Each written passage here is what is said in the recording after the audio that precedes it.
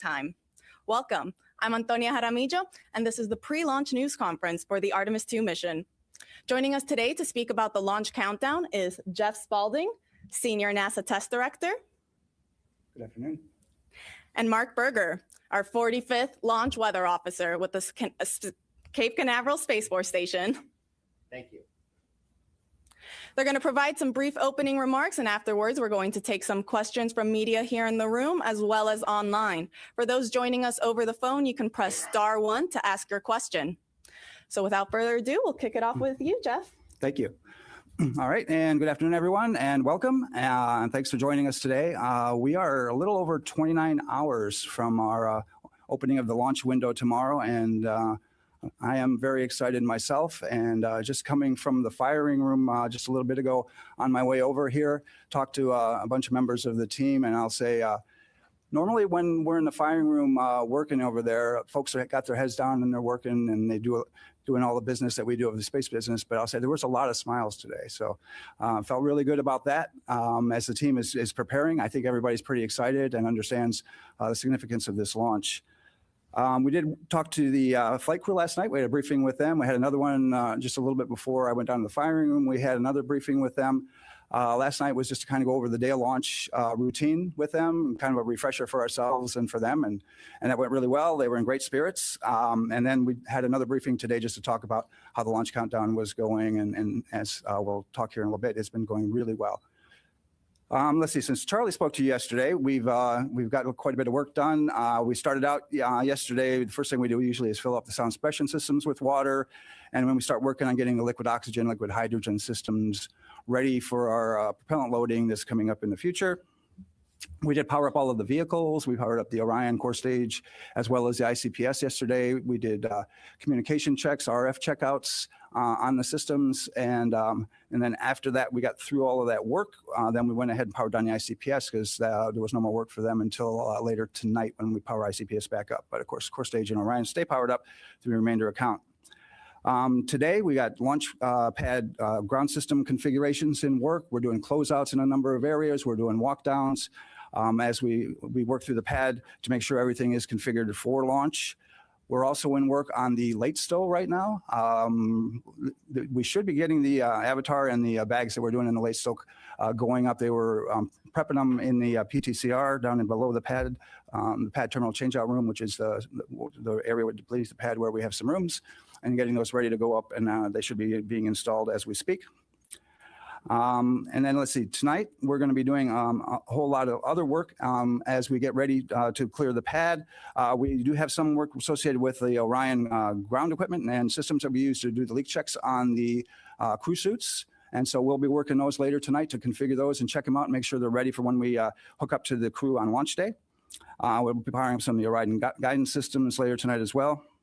We do intend to clear personnel from the pad at about 3 in the morning at that point. And then we'll get ready for our air-to-GN2 changeover at about 4 in the morning. We do that. We purge the vehicle with air routinely for the whole flow.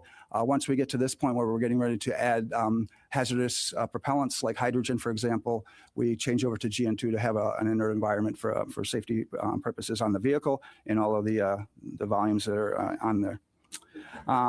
Let's see, later, once we get through the air-to-GN2 changeover and all the other work is done, our launch director will have a final weather brief. And once we get out of that, she'll signal the team that we are ready to start our propellant loading. And that's scheduled to occur at about 7:34 tomorrow morning. That loading takes a little over 5.5 hours.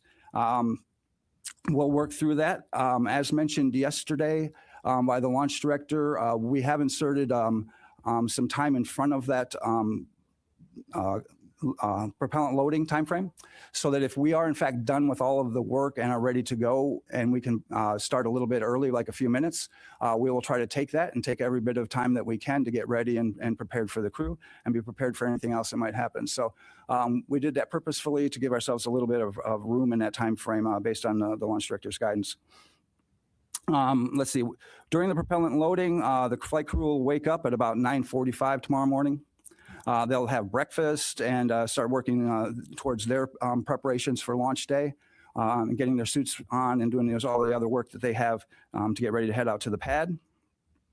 And then once we get to all stages replenished, which is a little after almost 1:15 in the afternoon tomorrow, we'll send a closeout crew to the pad.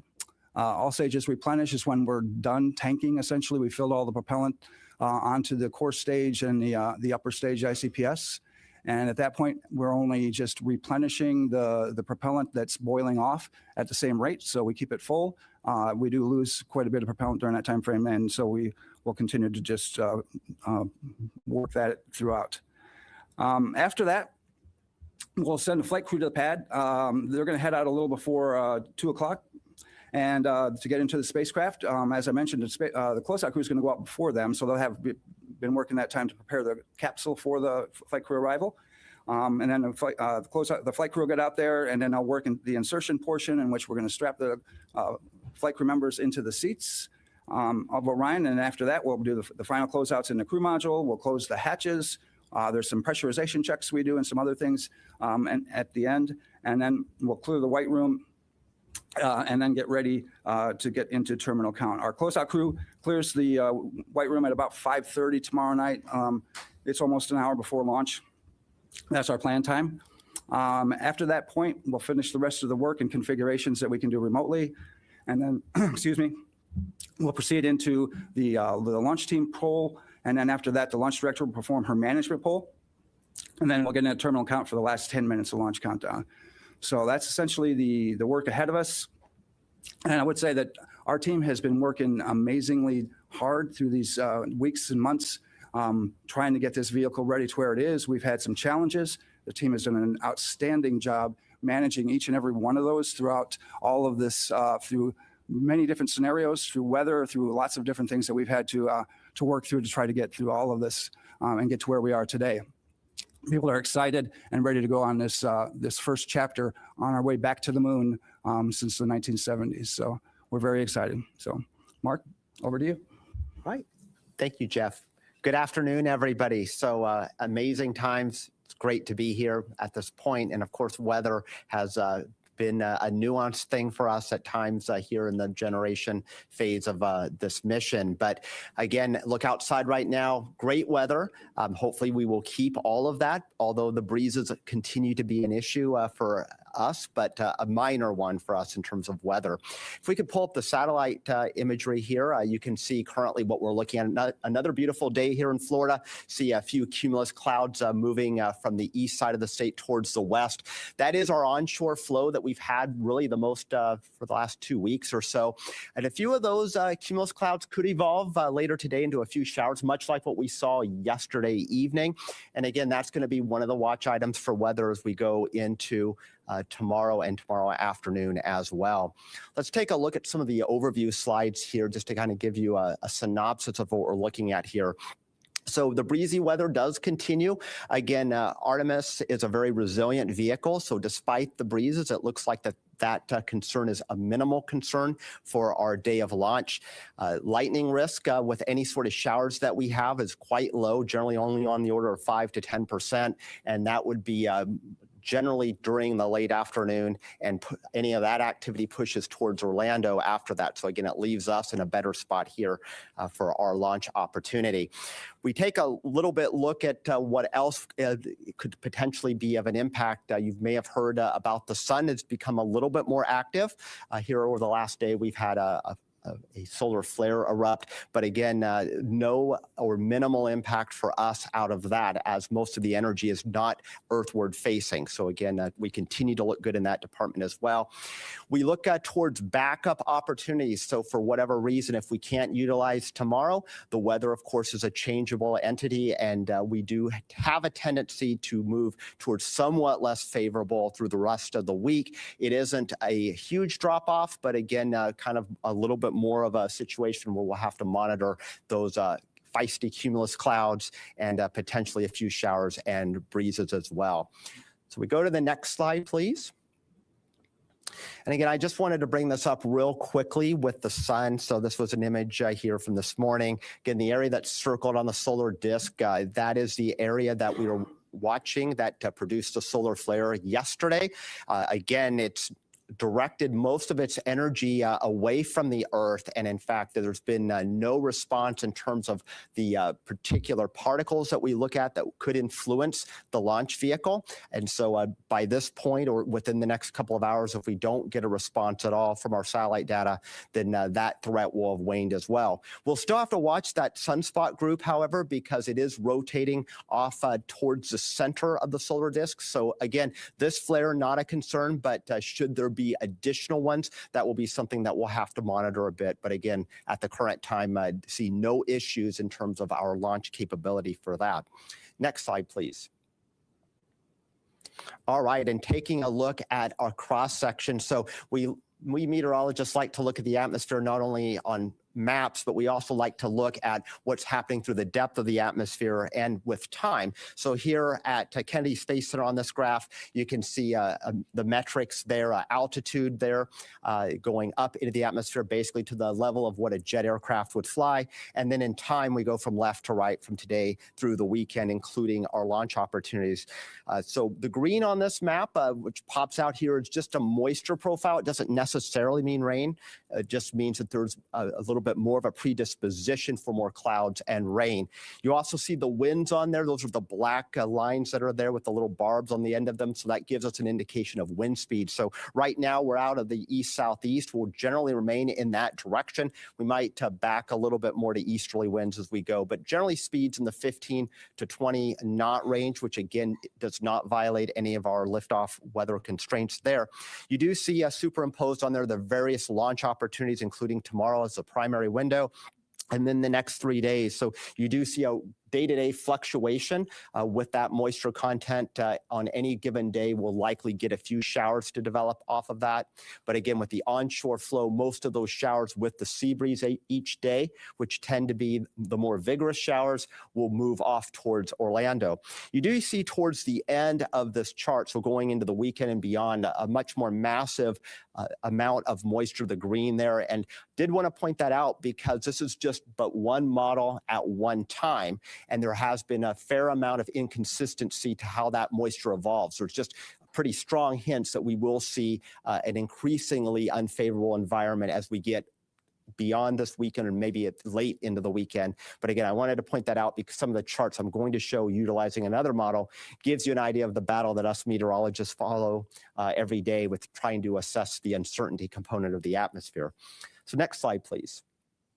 All right, so this is for tomorrow. Again, the green blotches here would indicate rain. You can see still an onshore flow. You do see a little bit of green to the west of us. Again, that would be sea breeze driven activity that has moved off towards the west during the late day hours. But still, if you squint hard enough, you can see a few green blotches lurking in the Atlantic waters. Again, much like yesterday evening, if you were out and about, the few showers rolled in. That is certainly a possibility for us, again, for tomorrow evening. Next slide, please. We are now in range, though, of some of our more high-resolution model guidance. So this indicates two different models that we look at here for the opening of our launch window for tomorrow evening. You can see some of them showing a few blotches of showers offshore, particularly the model that's on the left there. The right is mostly clear for us and has more of the showers, again, to the west of us. And again, in this pattern with an onshore flow, any showers that we have will move from east to west there. So again, it looks pretty good. Even if we have showers around, we have a 2-hour launch window, we should be able to shoot the gap between those showers, and none of these look particularly vigorous. Again, as I mentioned, the risk for lightning, which would expand our standoff distances as far as us launching a vehicle, looks pretty minimal for that threat for tomorrow. Next slide, please. So putting the graphics into numbers here, still maintaining a 20% chance of a no-go condition during the launch window. So the optimistic side of me says that means 80% chance of go here. Again, isolated showers wandering around, but again, a lot of real estate between those showers in all likelihood. So again, we should be able to find some clear air to launch Artemis II. Again, there's those winds out of the east-southeast, 15 to 20 knots, mild temperatures there. And again, the order of concerns from the weather standpoint here, cumulus cloud, and then winds would be a secondary threat, and then a much more distant threat would be solar weather. Again, the current flare, not a concern. It would be if there were any additional ones that form on the sun, potentially we would have to watch those. So let's go into the next day for our Thursday. Again, pretty similar pattern, still onshore flow. It does look a little windier, again, so that is an additional concern. And you also see a little bit more green, at least in the area. So again, I do suspect that a Thursday evening attempt would have a little bit more weather to deal with. So a POV of roughly 40% is what I'd be advertising for a Thursday evening launch attempt. Again, very similar concerns with the cumulus clouds and the winds as well.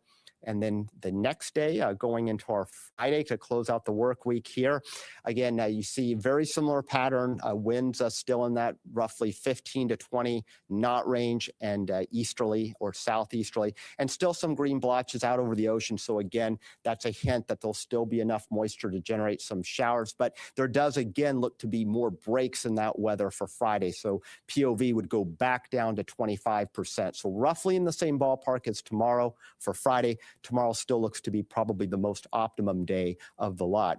And then finally, going into the weekend for Saturday, again, this is what I pointed out on that cross section in my earlier slides, is that moisture fetch that was shown later in the weekend on that model, you can see it's a lot closer to home as we go into Saturday. It's actually spilling some of that moisture in towards us. Again, this is probably the most aggressive model at that. So again, just part of that uncertainty component that we deal with when we have limited forward visibility going out a number of days. So all things considered, a Saturday evening launch attempt would definitely have to throttle the POV back up again.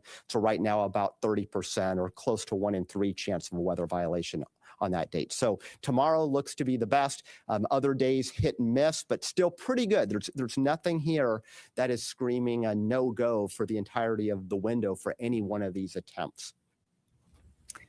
Thank you, Mark. We like to hear that.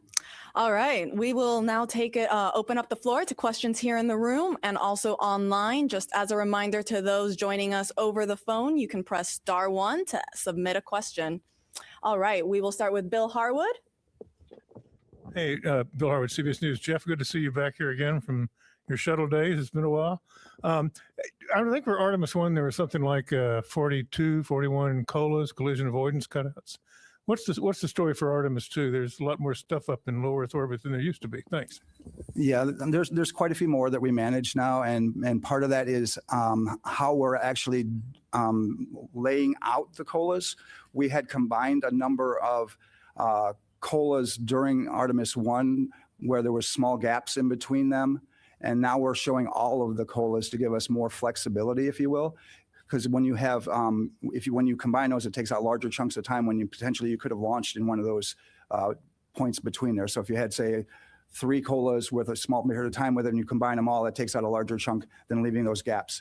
And we're pretty good now during our trainings at being able to pick up the clock quickly and on the fly and hit those very narrow gaps that are in between all of these COLAs that we're dealing with now. So I think that it's definitely in our best interest to keep it where it is. Right now we're at about 156, and they assess that on a daily basis. So it could change it by a couple. All right, we will go to Marcia Dunn. Marcia Dunn, Associated Press. How much wiggle room do you have to either halt the countdown or deal with a solar flare that is a big one and comes out at you like during the once tanking begins? I just didn't know how much heads up time you need, and just sort of talk about that, please. So we have launch commit criteria that are outlined for the solar weather, and those go down to T-minus 6 minutes. And so we would be evaluating those throughout. Mark and their team would be looking at those, and if there were an LCC violation, would call it back through the launch weather officer to the launch director. Mark, I don't know if there's anything you wanted to add there, but yeah, I'll add a little bit. That's exactly right. And just to give you kind of a background, currently our satellite data from this most recent event that erupted yesterday, as far as the actual particles or protons that would potentially impact a launch for the vehicle, we're running about 2 orders of magnitude below our constraint, and that's just barely above background levels. So again, we have a lot of time to see the response. And in fact, these particular particles, the protons, they are laggards. So if there's an eruption, we'll get the X-rays first. Those will be detected by satellite, and then the protons follow. And those are the ones that are a little bit more nuanced in terms of the actual ability to launch. Those are where the constraints are based. So we do have lead time for that. Thank you both. We'll go to Jackie right there in the last row. Hi, thanks for doing this. A question for Jeff.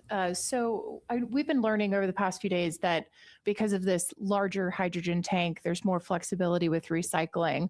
But we also were told that if you have to hold or abort for weather or technical issue after T-5 minutes, that you can't do a same-day recycle. I was wondering, can you walk us through that? Why is that T-5 minute mark significant? And would just love to hear more about what is and isn't possible during terminal count. So the main driver in a recycle is the amount of time that you have, because a recycle does take a fair amount of time. For us, it's about 75 minutes. If we've gone all the way through from 6 down to about a minute and a half, or even down to 33 seconds, and we've been in that time frame, it could take us as much as 75 minutes. It takes less than that the closer we are to 6 minutes, because that's when we stop actually topping off the tanks at that point, and we shut everything off and it's boiling off. And so, but the 5-minute constraint, it's not really a constraint there for us as to whether we can or cannot. We can do a recycle as long as there's enough time in the launch window to perform it. We can do a recycle all the way down. The only constraint we have is if we get inside of T-33 seconds and we have a cutoff, then we're going to have to scrub for the day, because we can't recycle from after 33 seconds. All right, we'll go up front right here. Yes, Bert Dicht from Ad Astra Magazine, National Space Society. We often hear that about 400,000 people were involved with the Apollo program, and certainly tens of thousands have been involved with Artemis. As we get ready to the launch, I just want to recognize the workforce and see what's their mood as I know they're focused in their jobs, but how are they all feeling? Well, the people that I get the pleasure to work with and talk with are extremely excited. We have a large mix of young and more seasoned people like myself, and as such, everybody understands the significance of this mission, and especially the flight crew. But the team that I get to work with, they come in every day. And people are concerned sometimes that we are working so hard towards these milestones and things, but there really isn't. People love coming to work. They love doing this job, and that's why they're here. And they work through it every single day to get us to this point. I think everybody understands what our mission is, and that's to get back to the moon. And we're going to establish a presence there in the very near future. And the fact that we've changed direction and been able to get some additional launches, that really changed the calculus for a lot of people as to what we were doing and how we were going to get there and the things that we're going to do. So I think there's a lot of excitement and fervor within all of the groups that are out there, but especially here at Kennedy, the folks that I see are very, very excited to get on with this mission and then get started with the next one. And we got boosters coming in a month, so we're going to be looking for that. Thanks, Jeff. We are excited. All right, we're going to take some questions over the phone. We have Ken Chang with the New York Times. Thank you. This is from Mark. I was just wondering, when you say there's a 20% probability of violation, is that 20% for the entire 2-hour window, or is it 20% that there will be a red during the window? And if it's the latter, can you say what the chances are that there would be a launch opportunity? Thank you. Yeah, good question. So again, the 20% just refers to the probability of having a violation during the launch window. That violation could last 5 minutes, it could last 30 minutes, it could last an hour. In this particular setup, I would imagine that if we get a violation, generally cumulus cloud would be the most likely candidate, probably in and out inside of about 30 minutes. And then again, as kind of the high resolution models hinted to and what the pattern supports, likely we would have additional opportunities within a 2-hour duration window. Thank you. Next up, we have Christopher Mick with the Hudson Star Observer. Thank you for the information today and for holding this briefing. I just wanted to ask a follow-up kind of on the weather hold question. I know you can't completely control that with where you are in the count, but I think you mentioned, Mark, in the 2-hour window, there's some bands of green that could potentially be coming through.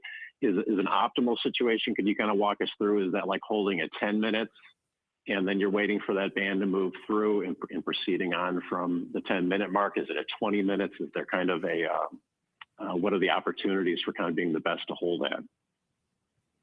As far as the holds go, we have very prescribed holds as to where we can hold. Generally, if we have a weather constraint, we're going to hold it T-minus 10 minutes. We won't pick up the clock from there generally if we have a weather constraint. If we are counting within between 10 and 6 minutes, we can hold at 6. We can hold there for quite a while, actually, through the remainder of the launch window if there is a violation that occurs between 10 and 6 of any of our weather LCCs. So we can sit there for a while. If we pick up a weather constraint inside of T-minus 6 and counting, if it's something that's most likely, if we're going to have a constraint, we're probably not going to get it in a very short period of time. So we'll have to do a recycle and then come back and see if the weather's going to be good on the other side of that. But we have very prescribed hold points and where we can, stop and then pick up the clock again as required. Thank you. We'll now take questions back here in the room. We have one here right up front with this gentleman over here. Hi, good afternoon. Tom Costello with NBC News.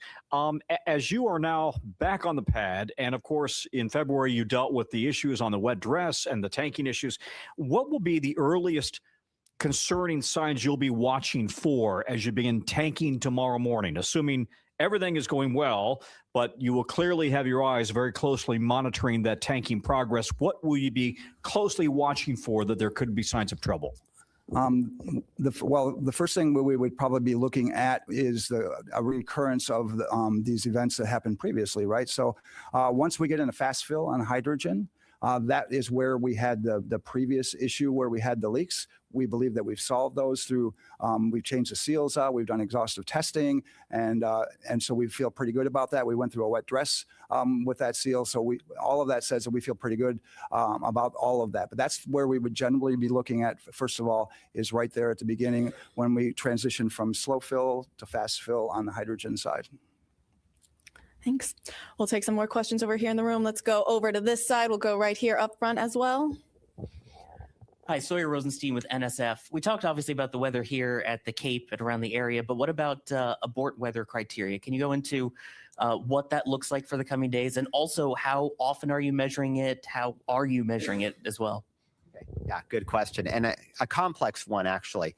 So the winds are obviously coming from onshore. And the whole point of in case of an abort is if we have to utilize that system, we do not want to have the Orion capsule land back on land. So there are particular thresholds are really the component of the onshore wind that's exactly perpendicular to the coast.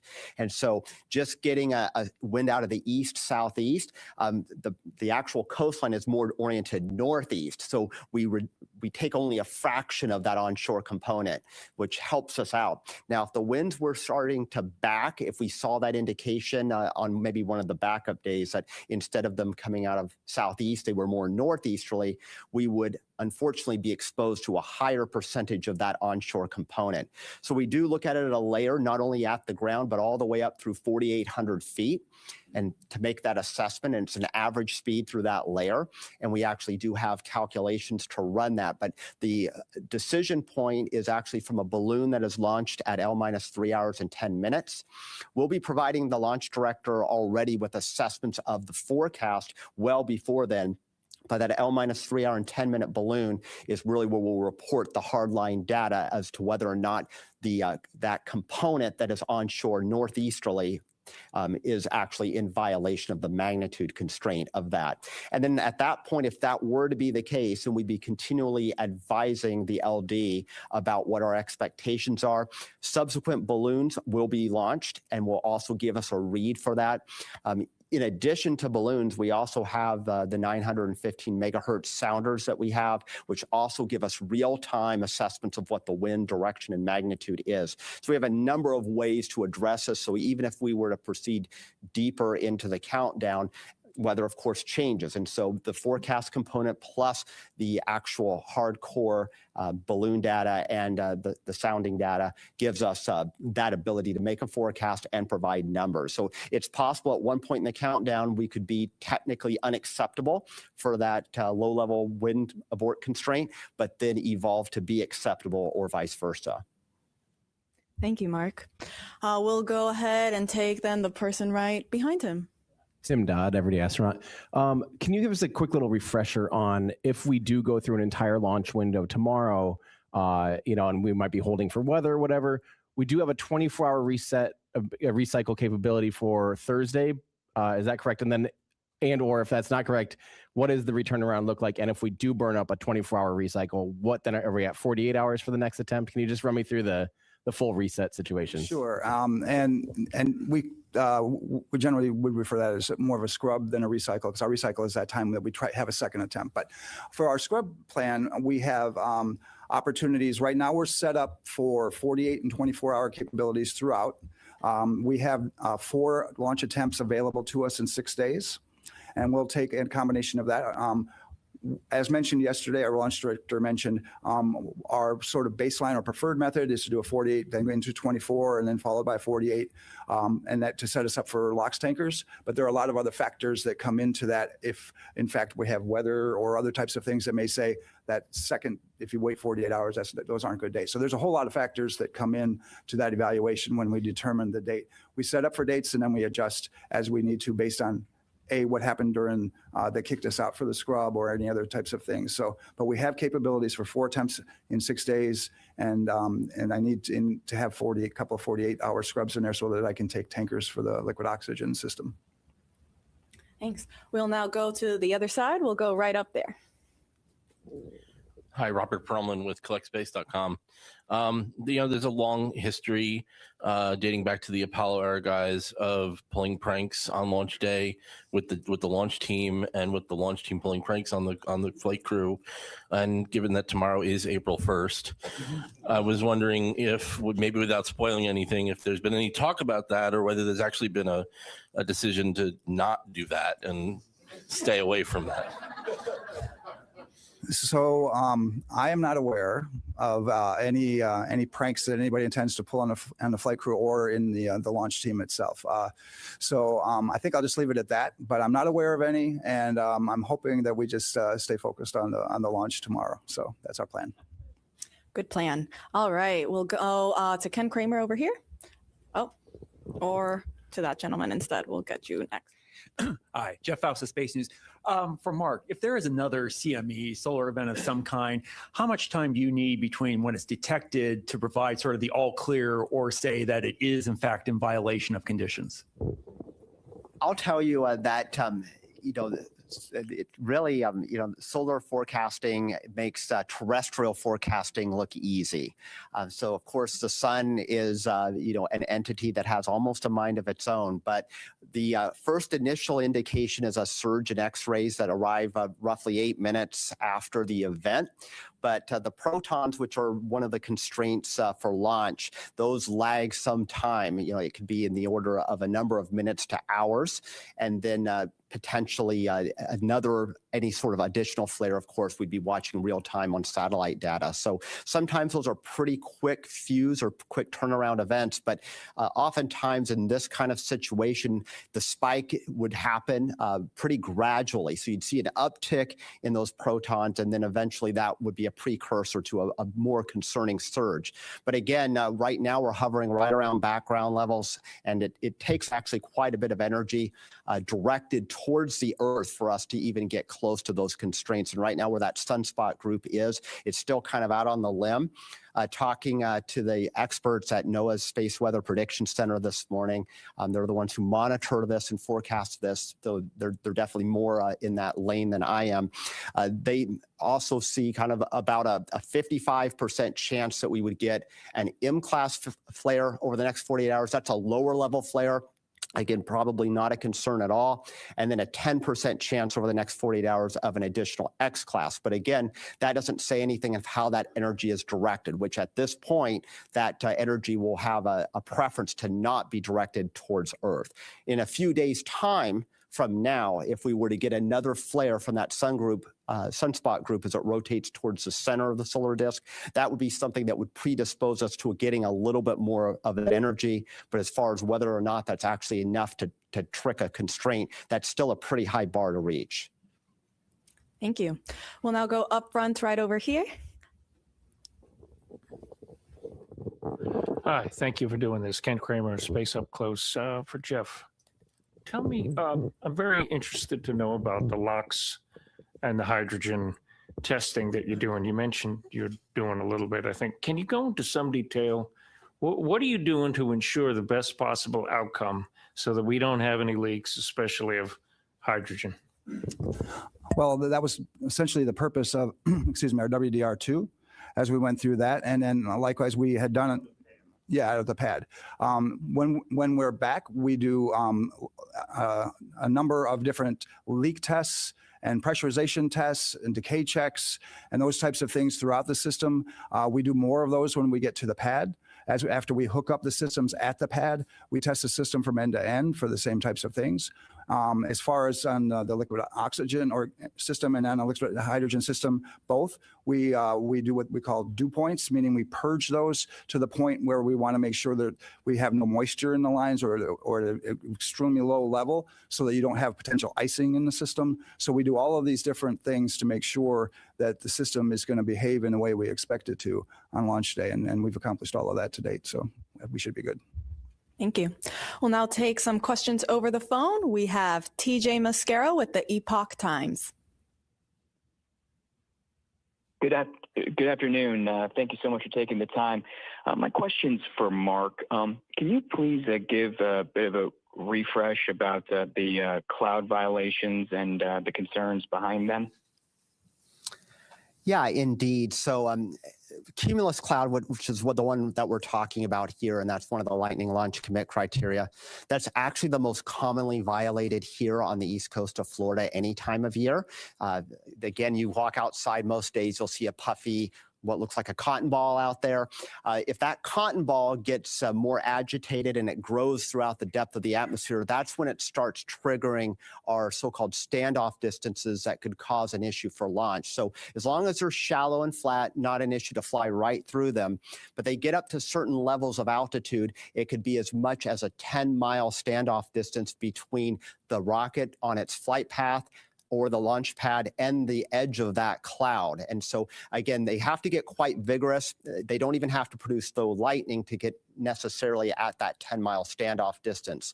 For the launch date coming up, I don't foresee any of the cumulus getting that high into the atmosphere or that cold, which would trigger that much real estate being blocked off for us. But we could certainly have a fly-through considerations, which means we can't launch the rocket directly into the cumulus cloud or possibly even as far as 5 miles from it, just given how the atmosphere profile looks like. The depth of moisture is pretty shallow, even though it feels really humid out there. So again, that helps us in that consideration. But I'll also point out that just looking at our overall climatology here on the Eastern Range. So almost 1 out of 4 launches over the course of the year would have one or more no-go lightning launch commit criteria. Doesn't mean the launch scrubs, but again, it's a pretty common occurrence. Scrub would be a lot lower percentage than that. So again, that kind of speaks to the transitory nature of these clouds. You get a 2-hour launch window, they could be in the flight path and then just as soon be right out of it.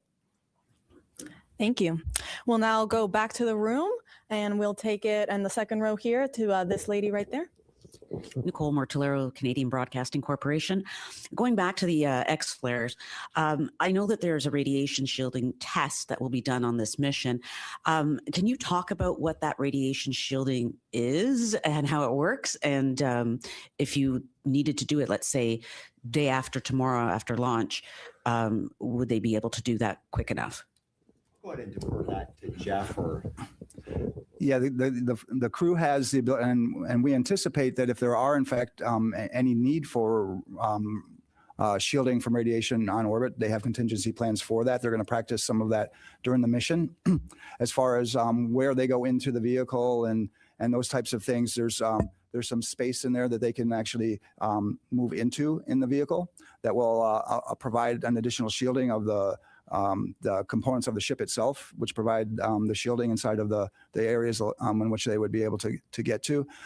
They also would potentially move some of the equipment near to some of by the windows and some of the other things as they do that. But there's a protocol that they have for that, and I'm not probably the most versed person on it, but that's the part that I can tell you of some of the things that they have that are capability-wise that they can do on orbit when there are any of these types of events. Thanks, Jeff, and we can get you some more info if you have additional follow-ups. We'll go to the gentleman right next to her.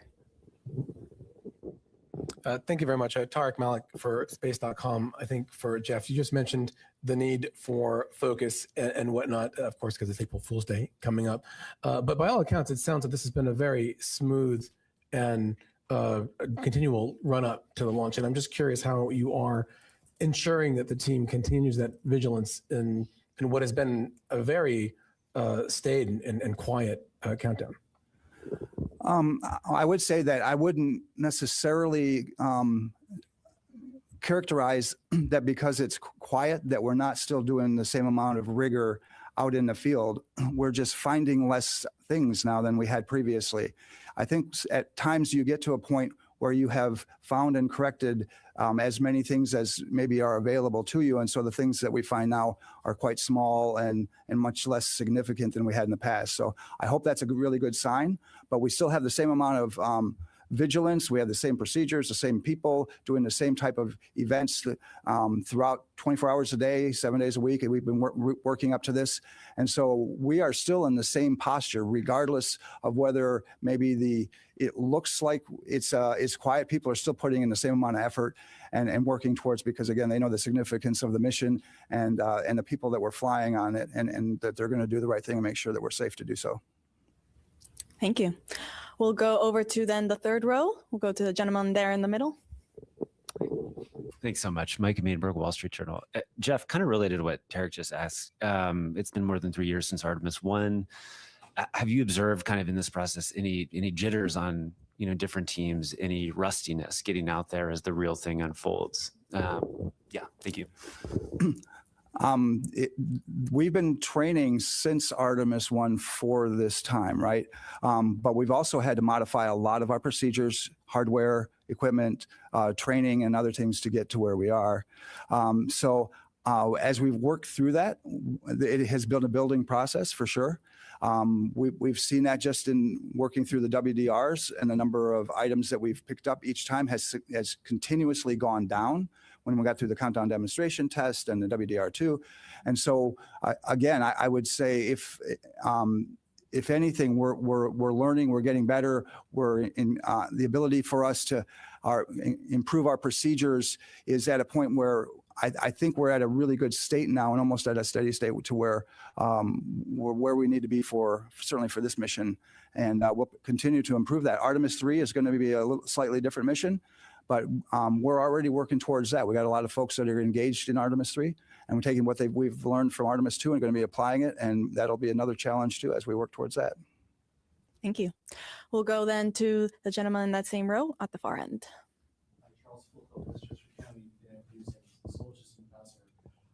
I remember the Apollo 12 launch very well and what happened.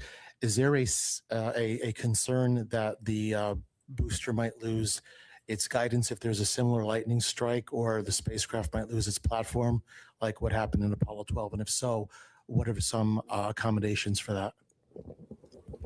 So I would say for what we try to do before we would launch, because again, we create a lot of launch commit criteria to avoid that very circumstance, right? A lot of things came out of that event, which have led us to where we are today for all of these requirements that we have, both on the range and for vehicle requirements and those other types of things that Mark can speak to, I'm sure, very, very eloquently. But our systems and our vehicles are very robust. We have redundancy and capability throughout. If there were any type of event that we needed to work through, it's really hard to gauge exactly what that would mean. But all of our systems are hardened against various events. They have to fly in space, many of these, right, where we have to worry about solar events and other types of high energy events. So the vehicle is as robust, I think, as it needs to be, and we have the number of systems and robustness in it by having redundancy to allow us to weather many types of different things. And I don't know if you want to talk about the criteria and what's changed or not, but Nothing to add, really. Really? You said it well. Okay. Thank you both. All right, we'll take then the one question there all the way in the back. Hey, Nell Greenfield, Voice with NPR. This is for Jeff. So you've been involved in a lot of shuttle launches, but this one could go to the moon. And I'm just wondering, like, does it feel different for you? I mean, you look like you were probably a kid during the days of Apollo. Like, would, 10-year-old you have thought that you'd be involved in a moon launch like this? Do you think about that at all? Or how does it actually feel? I mean, there's all the things you got to check off and do, but are you guys thinking about the moon? Have you been looking at the moon at night and thinking about that at all? I'll just say from my personal experience, I have, right? I try to walk every day in the morning and I look up at the moon quite regularly, thinking about this mission and the upcoming missions that are going to be coming right downstream. So I'm really excited about this. I'm excited going to the moon. I'm excited about establishing a presence there. It's something that I have had a desire for a great many years. And then to get humans back out to Mars as well. That's another thing that I had. Fortunately, I had the ability to work on some of the studies that we did in the 90s on the Mars missions and things. And so I have been looking for human exploration of the solar system for a very long time. And it's part of the reason that I'm actually still here is to continue to put humans into space and to get us back into this launch mode that we are so that we can continue to explore and establish a moon base and then continue to work towards getting to Mars. Thank you. We'll go to the other side. We'll go right here in the second row to the lady right there. Hi, Brandy Campbell with Fox Weather. I have a question about weather, of course, from Mark. Just with your past experience with issuing these forecasts, when you have a similar forecast to what we are dealing with, that 20% chance of a weather violation, do y'all normally get through that 2-hour window or just the window and have a successful launch? What have you experienced in the past? Well, of course, the forecast is perfect, so it's a 1 in 5 chance of us getting a weather violation. If we look at all the data over time, it comes out to being pretty close. But again, each countdown is different. So sometimes there's 20% that end up being no-go the entirety of the launch window.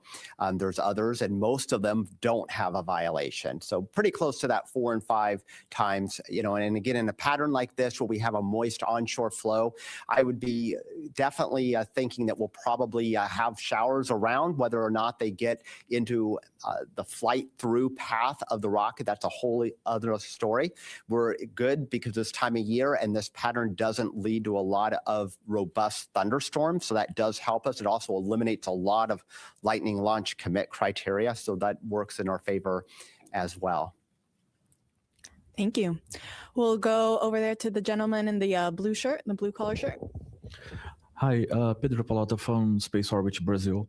You talk a lot about the weather for launch, but I would like to know about the weather for splashdown, and if is there a chance to move the launch day due to a better weather for the splashdown? I know we are a lot of days for the splashdown, but the weather can improve or get worse. So I want to understand what is the backup scenario for that. Do you want to talk the weather first? Okay, yeah, I can speak a little bit to the weather. So we're not, at the 45th Weather Squadron, we're not specifically issuing a forecast for the Ascent Corridor or the Pacific here. We do have a team of forecasters that will be deployed out to the Pacific for the recovery. So they'll be watching that as well and assisting in all of that. But really for us here on day of launch, the only thing downrange that we're really looking at other than thunderstorms and the associated clouds and the lightning launch commit criteria would be what those low-level Orion abort winds would be on that corridor. We have colleagues out in Houston, Spaceflight Meteorology Group, that are assessing risk profiles going out across the Atlantic on ascent far beyond the Cape. So, Jeff, I'll let you speak to the rest of it. Yeah, and the flight team is part of that assessment that would be done on day of launch about the capabilities that we would have both for any kind of contingency landing, an abort once around, or any type of other event, and that folds into the launch day decision process as to whether we're going to make an attempt or not. We do have quite a bit of flexibility based on weather in the Pacific for those various scenarios. But that is essentially a launch day decision and would be part of the overall decision on whether we tank or whether we launch based on that weather criteria that coming out of the flight control team. Thank you. We'll go to the gentleman there in the back, to Stephen Clark. The Stephen Clark, yeah. So I am Stephen Clark with Ars Technica. Following up on that last question, have you heard anything from SMG about how the ascent corridor is looking? I know that's not within your responsibility, but what are you hearing about the downrange weather in the Atlantic? And also for Jeff, just want to make sure, I know the trajectory and the azimuth changes day to day. Does it actually change like minute to minute within the launch window? And how do you manage that, if so, with different conditions and different azimuths? Thanks. Yeah. So yeah, the azimuth does change, minute by minute. Luckily, it's a fairly small slice, so that was something we dealt with Artemis I as well. That impacts us because, of course, from a radar and launch lightning commit criteria, that sort of thing, we have to use those trajectories to decide whether or not a cloud would actually pose a threat wherever it is during the actual countdown. What was the first part of your question, please, again? Sure. Just what are you hearing from SMG about the ascent corridor? Oh, yeah, sorry. Right now, weather appears to be very much go. The threat that I saw on the last was under 9% total along the total ascent corridor. So that's really good. And in fact, the other aspects show decent weather continuing through a lot of the launch period. So having high pressure set up across the North Atlantic this time of year works in our favor. Thank you. We'll go over to Ada right there. Hi. Is there a defining moment in the countdown when the reality sets that humans are returning to deep space? And how do you experience that as a leader in this mission? So for me, once we get inside of 10 minutes and counting, that's where it starts, because we all on the launch team at that particular point know that it's become real. For all of us. We also know that we all need to be prepared to do everything we can to continue through that or to take any action that would be required. But it really starts to get real for me when we're inside of 1 minute. And when we're inside of 1 minute, to me, I feel very confident and very, very hopeful that we're going to go. But that's when the first time I think I ever actually think to myself that we really are going to make it that day. Because I'm always thinking about what's going to not let us go, right? Because that's part of my job, is to stop the clock if we need to. So when we get inside of 1, it doesn't mean that we're free, because that's really a dangerous time as well. But that's when it's really starts to hit home that, we really got a shot at making it today. And I know a lot of people are thinking the same thing, because you can hear a pin drop in that firing room as you count from 10 down to T0. And then after that, though, it may get a little bit noisier at some point, but. Thank you. All right, we'll go back to the phone. We have Kenneth Chang with the New York Times again.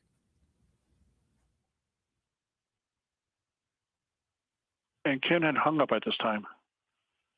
All right. We will then take one more question here in the room. I don't believe we've taken your question yet, sir. Dominic with the Globe and Mail. I wonder if you could just say something about the closeout of the capsule, where backup crew members are going to be in the capsule. I think that's this evening, but could you clarify that part of the operation? We have 2 time frames when we'll have the backup crew members, and we'll have 1 at each of the intervals. When we're doing the final closeouts of the capsule before tanking, we'll have one of our astronaut support personnel in there. Working final configurations for the crew, switch list, and a few other things at that point. And then on our actual closeout crew team, it's a 5-person team, we do have another backup crew member. Andre's on that one, and Jenny's on the first one. But he'll be on that team, and he is responsible. He's one of the 2 people. We also have an insertion technician, Bill does that work, that is responsible for strapping the flight crew in during that time frame and getting the crew module all set up at the very, very end. And then when they're done, they come outside, but he'll be inside of the capsule during that time. The flight crew insertion at the end takes about 30 minutes or so. Once the flight crew's there, they do a little work before that, so he'll be in there before that time frame as well. And at the very end, it's pretty good to watch what those guys are doing. Thank you. I don't see any other hands in the room. All right. Well, then with that, we will wrap up today's briefing. Thank you to our panelists for taking the time to answer all of our questions and to the media here in the room for asking your questions. Artemis II is scheduled to launch at 6:24 p.m. Eastern Time tomorrow from Launch Pad 39B. That's the opening of a 2-hour launch window. You can watch our 24/7 live coverage beginning at 7:45 a.m. And you can, I think, see on your screen below how to watch nasa.gov/ways to watch. Thanks, and go Artemis.